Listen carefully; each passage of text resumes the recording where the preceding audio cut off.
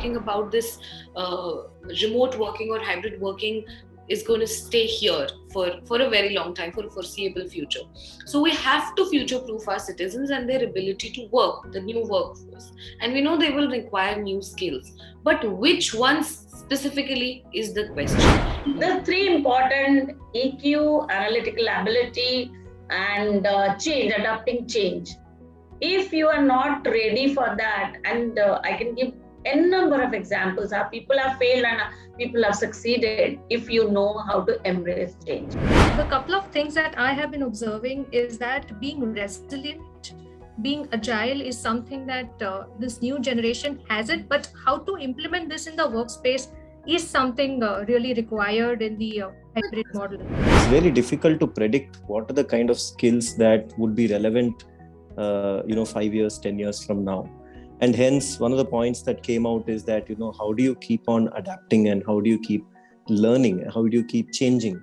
So, curiosity, observation, adaptability, thinking ability. Is that a possibility that I want to understand from all the academic representation here as well?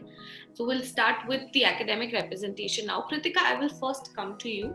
At universities, we need to create continuously employable professionals. The world is changing very fast.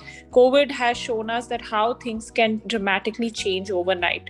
So clearly, we need to create very adaptable professionals and professionals who are able to add value to the workforce. Going forward, Industry 4.0 is going to be dominated by a lot of automation.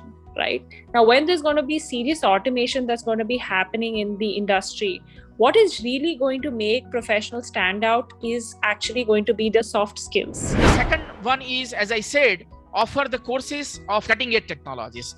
This is something which is going to make your student more employable. The university need to do the grassroots level of knowledge and the training and preparedness, whatever, but the corporate need to do the tertiary planning and the learning curve has to be improved by them. Yes, we do live in a collaborative world, and as Dr. Suryavanshi said, there can be no replacement. But yes, there is something called a PPT model. People, process, and technology, all the three are important. And somewhere along, we need to know how to blend them and bring out the best for our students. What kind of training sessions that you would have in place so that students from a very early on age, are comfortable in this blended form of working and learning? That is the future we are all speaking of. Students have spent a significant amount of time outside of the class, outside of the immersive experience that a university is, right? So they have anyway experienced firsthand the effects of, let's say, working remotely, because they have been attending their, classes, sessions, interacting with their friends and peers. Everything has been happening digitally.